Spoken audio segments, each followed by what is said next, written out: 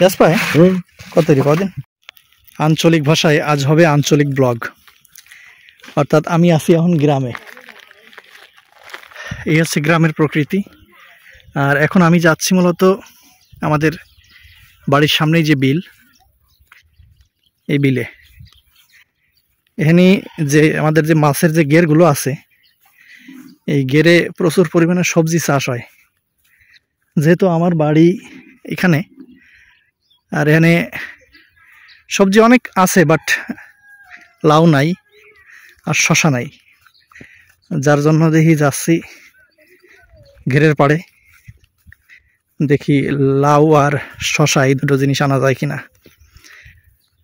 তো ভাবলাম আপনাদেরকে গ্রামের প্রকৃতি আর ঘেরের পাড়ে কি কি তরকারি বা সবজি চাষ হয় সেইগুলো আপনাকে দেখাবো। একজন আসতেছে, তার হয়তো দেখি কিছু সবজি আছে কিনা। কি মাছ মানে বিক্রির নাকি? দেখি দেখাও।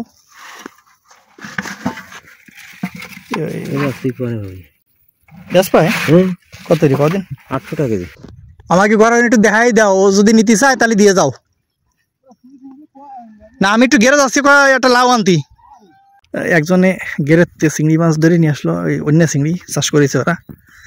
যখন লবণ পানি উঠেছিল আমাকে নি, তো যার কারণে কিছু লোকে গেরে ওই গলদা চিংড়ির পাশাপাশি অন্য চিংড়ি চাষ করেছে। তো ধরে নিয়ে যাচ্ছে, ভাবলাম দেখি রাখা যায় কিনা। তো যেই দাম কয় 800 টাকা কেজি।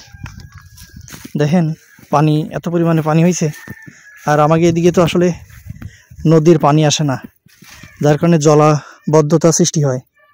আর এই জন্যই গেরের পাড়গুলো প্রতি বছরই ভেঙে যায়, আবার নতুন করে পাড়গুলো বান্ধা লাগে। পানি সরার জায়গা নাই, একমাত্র রৌদ্রে ছাড়া পানি শুকায় না। যাবো কোন দিক দিয়ে? এদিক দিয়ে যাওয়া যাবে না?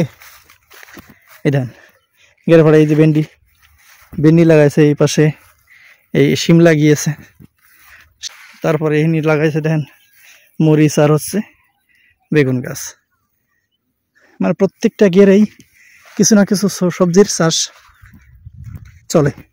এই পাশে দিয়ে ভেন্ডি গাছ লাগাই নিয়েছে, ভালোই ভেন্ডি ধরেছে। বাংতি কোন বার দিয়ে? এই পাশ দিয়ে। দেখেন বাংতি বেড়ি কত ছোট হয়ে গেছে, চিকন হয়ে গেছে। যখন দুই দিক দিয়ে পানি আসে, তখন এই বেড়ির উপর দিয়ে তো প্রতিদিন মানুষ কন্টিনিউ চলাচল করে, যার কারণে বেড়িগুলো দুই দিক দিয়ে ভেঙে যায়। ওর দিক দিয়ে যাবো? যাওয়া যাবে না তো? আমি কোনোদিন এই বাড়িতে ঢুকিনি, এই পাশে আসিনি কোনোদিন। পানি কালো হয়ে গেছে কেন? তো সবজি লাগাইনি হয় নিজে? তরকারি লাগাইনি হয় নিজে? এটা লাউর কথা কইলো না? এটা লাউ দাও দিন আমাকে। আসো কি রে, এদিক দিয়ে পানি, ওইদিকে যাই আবার ঘুরে চলে আইছি। তুমি একটু কাটিয়ে দাও দিয়ে এদিকে আগে আসো। এই দেখেন পানি বেড়ে যাওয়ার কারণে এখানে অলরেডি এই যে প্লাস্টিকের নেটগুলো দিয়ে দিয়েছে।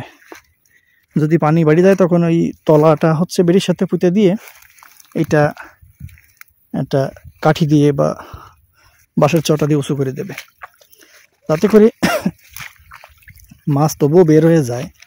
হয়তো যে পরিমাণে বের হওয়ার কথা তার থেকে একটু কম বের হয়।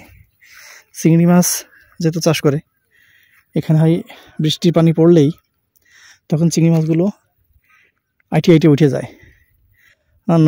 যে ওপেন যে বিল বা খাল, এই খালগুলোতে চলে যায়, যার কারণে দেখেন এই বিলের ক্ষেত্রে অধিকাংশ গেরেই নেট দেওয়া আছে, দেখতেই পাচ্ছেন। ওই দেখেন সাদা মাছ, হ্যাঁ দেখতে পাচ্ছেন। আমি কি জুম করে দেখাবো একটু, ঘাসের ভিতরে ওই যে দেখতে পাচ্ছেন। হ্যাঁ, ওরা হচ্ছে এই যে কলমি শাক আছে, এই কলমি শাকের ডগা ছিঁড়ে ছিঁড়ে খাচ্ছে।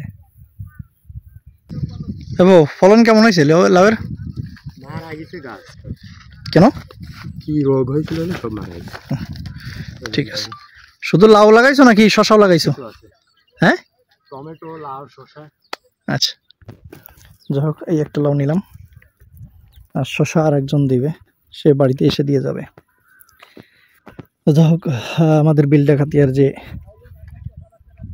ভিউ, যে সুন্দর প্রকৃতি এবং দিনের বেলার দৃশ্য, সেটা আপনাদের সামনে দেখানোর চেষ্টা করলাম। তো সকালে ভালো থাকবেন, আপনাদের সকলের দাওয়াত থাকলো, আসবেন আমাদের বাড়িতে বিল ডাকাতিয়ার ভেতর। ইনশাআল্লাহ আমাদের বিল ডাকাতিয়ার যে মাছ চাষের প্রকৃতি, সেটা আপনাদেরকে দেখাইতে পারবো। ব্লগটি ভালো লাগলে লাইক কমেন্টস করতে পারেন। ভালো লাগা ভালোবাসা দেখতে দেখতে হয়ে যাবে ইনশাআল্লাহ। তো সকলের সুস্বাস্থ্য কামনা করছি। আসসালামু আলাইকুম।